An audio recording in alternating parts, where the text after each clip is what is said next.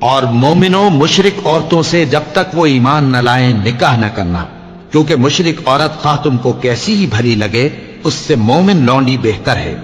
اور اسی طرح مشرک مرد جب تک ایمان نہ لائیں مومن عورتوں کو ان کی زوجیت میں نہ دینا،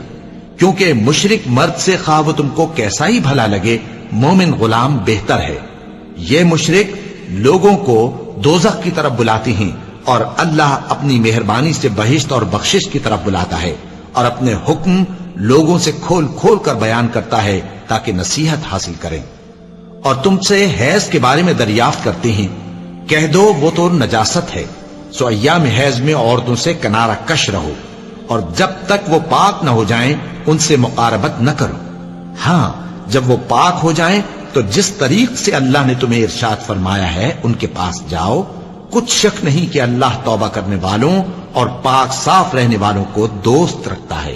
تمہاری عورتیں تمہاری کھیتی ہیں، تو اپنی کھیتی میں جس طرح چاہو جاؤ، اور اپنے لیے نیک عمل آگے بھیجو، اور اللہ سے ڈرتے رہو، اور جان رکھو کہ ایک دن تمہیں اس کے روبرو حاضر ہونا ہے۔ اور اے پیغمبر ایمان والوں کو بشارت سنا دو، اور اللہ کے نام کو اس بات کا ہیلا نہ بنانا کہ اس کی قسمیں کھا کھا کر سلوک کرنے اور پرہیزگاری کرنے اور لوگوں میں صلح و سازگاری کرانے سے رک جاؤ، اور اللہ سب کچھ سنتا ہے جانتا ہے۔ اللہ تمہاری لغو قسموں پر تم سے مواخذہ نہیں کرے گا، لیکن جو قسمیں تم قصد دلی سے کھاؤ گے ان پر مواخذہ کرے گا، اور اللہ بخشنے والا ہے بردبار ہے۔